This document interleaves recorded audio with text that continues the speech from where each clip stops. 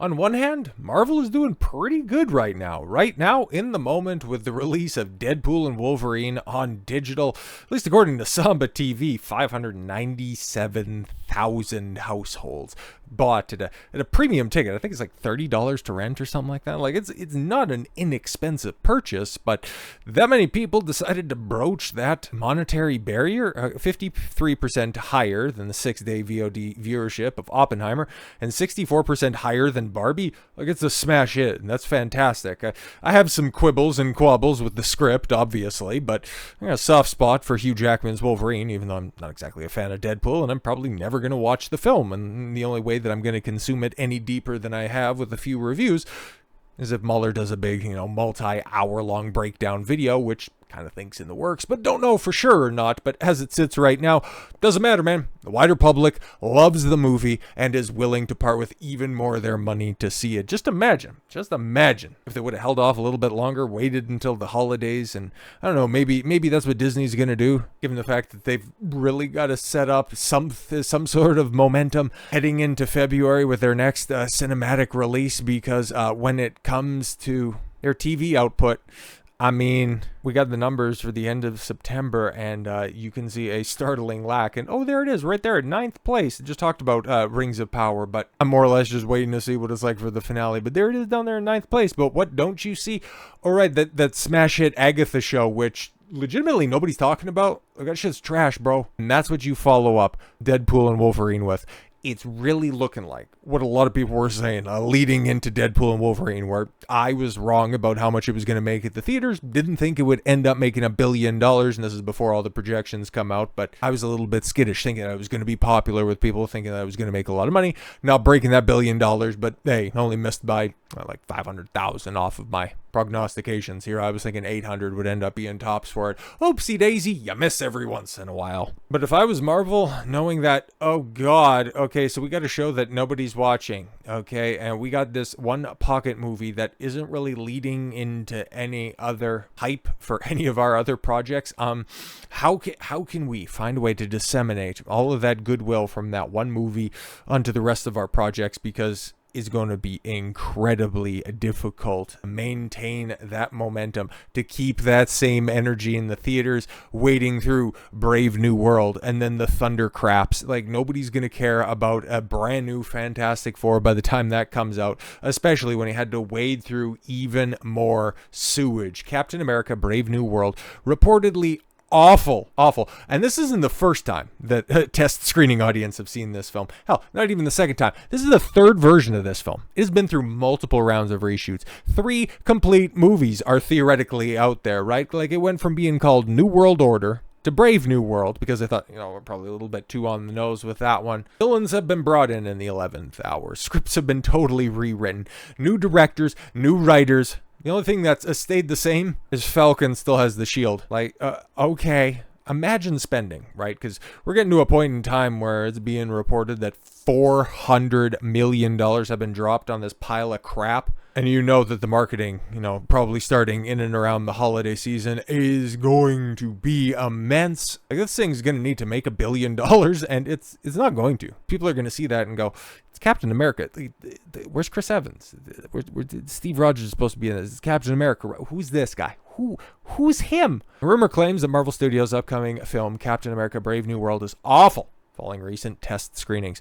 The rumor comes from Scooper My Time to Shine Hello on X. He wrote, just heard back from like 3 people who went to see Captain America Brave New World test screening, and woof, movie sounds awful. He also previously reported Jordan Rumini at World of Real. He wrote, 2 different cuts of the film screen tested last week. A person who attended didn't seem to like the movie all that much. He added, the reactions I've heard have not been very kind to this movie, which is being described as inessential and flat. Yeah, because we've seen like rumors and apparent some script leaks that are out there where this is going to try to set up what a new Avengers film is going to look like, or at least who the cast of characters is going to be in the Avengers. Like, there could be some cameos, but ultimately a Captain America in Falcon there, and Sam Wilson, who doesn't have super serum, going against and tanking blows from the Red Hulk. Make that one make sense. But according to those leaks or those rumors as well, like, he was supposed to, contact other Avengers that are out there, like, you know, Shang-Chi, She-Hulk. Supposed to be getting some people together to potentially position him as being a leader for the Avengers, or at least, you know, the Captain America to a theoretical Iron Man, who is apparently also supposed to be set up here in the very near future. I beg your pardon. You know, original replacement for Iron Man before we're supposed to be getting Ironheart, which could be the next Marvel thing to come out, but we already know how that works. But anyways, in an interview with another scooper, which we'll get into here, talking about Captain Marvel, like what's going to happen with her. Okay, obviously, there's not going to be another standalone Captain Marvel film. We've seen how much of sway she has with the public at the end of last year, right? $206 million can't be wrong. So yeah, she's going to be a side character, but you know, she's still outside of Gaia. Anybody remember that bitch? Okay, the most powerful character in the MCU. Like, we can't necessarily ignore her. She was a part of Endgame. She was in the after credit sequence of Shang-Chi. Remember Shang-Chi? Yeah, that's right. Nobody does. But when's she going to show up again? So yes, asking a scooper here, Alex Perez, right? Okay, Alex, I hope you're having a wonderful day, wonderful month, blah blah blah. Do you think that we could see Captain Marvel soon, maybe in like Spider-Man 4, which just got a director? Oh right, the Shang-Chi director. Apparently, the only people that remember that stupid film is Marvel, but they don't want to continue with the sequel. Whatever, Captain America 4 and Shang-Chi 2, which, yeah, is on the back burner alongside Eternals 2 and She-Hulk Season 3. Since Brie Larson's best friend is directing, I know that he's never directed a movie without her in it. So it'd be cool to have her have a moment with Spooderman. Yeah, I guess somebody's looking forward to that. But Alex Perez, I wouldn't be surprised if she shows up in Spider-Man 4, to be honest. However, your best bet for the next appearance will likely be in Avengers Doomsday. Great, well, she'll be one of the main characters in that movie. I beg your pardon? Captain Marvel is going to be a leader leading the Avengers in Doomsday and Secret Wars. I've heard rumors of her having a big role in both movies, and hopefully none of that got scrapped. Russos are directing, so I feel safe that they'll do her justice. She will be one of the leading Avengers in these movies, yes. Oh my god, there goes any hope that there could be a return to form if they're going to be focusing on this failed character. And yeah, the retcons that are going to be coming in for Fantastic Four, like, it's bad enough, alright, that they've already jumped to female Silver Surfer, waiting to introduce Nora and Rad at a later time, but no. Pedro Pascal's Fantastico 4 is going to be big success at the box office, right? Arab. But Marvel Studios significantly altered the relationship between Reed Richards and Victor Von Doom. Yeah, because they're supposed to be like classmates. They're supposed to be friends turned enemies. And you break glass in case of emergency, right? You have the Doctor Doom mask behind that pane. The most iconic villain in all of Marvel, outside of Magneto, maybe, at least on par with Magneto, if we're going to be completely honest, right? You bring him in, you make Robert Downey Jr. An offer he can't refuse, and you make him some bungled version of Doom. Bro, what's going on?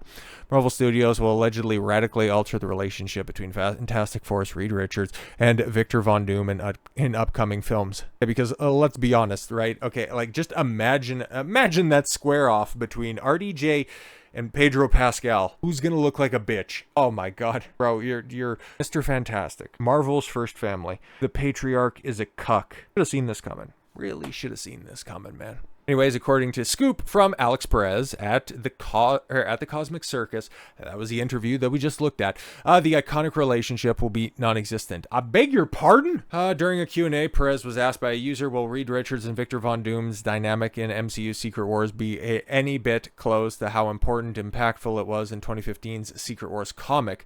It's going to be hard, if I'm perfectly honest with you, mainly because Doom and Reed don't really interact in the Fantastic Four movie. Holy shit. But why though? Yeah, but why?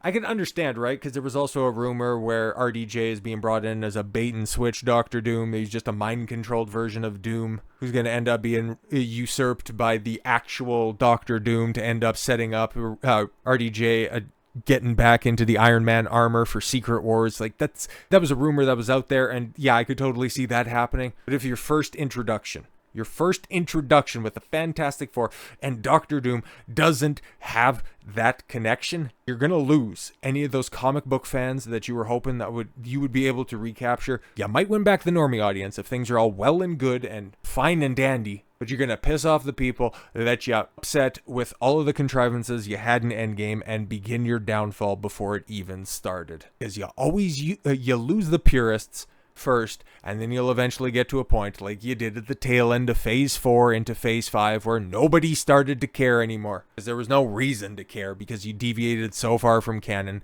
they just became expendable films. He elaborated, I'd like to think of it more as a Thanos and Tony in Infinity War, where like Tony knew a threat from space was coming, but he didn't know exactly who it was until Infinity War. Yet Thanos knew nearly everything he needed to know about Tony, so just switch Thanos with Doom and Tony with Reed. How fantastic. So they're bringing back Robert Downey Jr. to become the very thing that he ended up hating. Literally the meme of either you die a hero or you live long enough to see yourself to become a villain. But in this case, you die a hero and you get resurrected and become the villain. Great. 2015 Secret Wars comic, which is the bad Secret Wars. The relationship with Victor Von Doom is extremely personal, as Von Doom states to Storm, as well as her children with Reed Richards, Franklin, and Valeria. This is known as he became a god and remade the world in his image in order to save it from multiple incursions and universes merging into and destroying each other due to the machinations of the Beyonders. That shit's really weird, okay? Frankly, I don't really care that much about it because, 2015 Secret Wars is a pale comparison to the, big cataclysmic event that happened a few years beforehand. But yeah, Doctor Doom and Reed Richards, they're supposed to be mirror images of one another, okay? They're supposed to be friends turned enemies, but if they're just, two ships passing in the night, I don't get it. While Doom ruled as a god over the world, he remade in his image. Richards sought the aid of a Doctor Strange and others to tear down the world that he created. I don't really care because, modern comics and they're all trash. The relationship, yes, between Reed Richards and Victor Von Doom is massively important as part of the Fantastic Four and one of the more iconic Marvel stories in general. Yeah, exactly. Like, I've never picked up a Fantastic Four book in my life, okay? But everybody knows Doctor Doom. Everybody knows that backstory. And it's so simple, man. And if you're just going to continue to bumble this stuff, you have one opportunity to win the fans back. And it looks like at every step along the way, you're making those same mistakes that brought you to this situation in the first place. Jesus Christ. So with all that said, thank you all very much for the gift of your time. I've been Don Consuelo. I want you to follow your gut and get after it. Take care, everyone.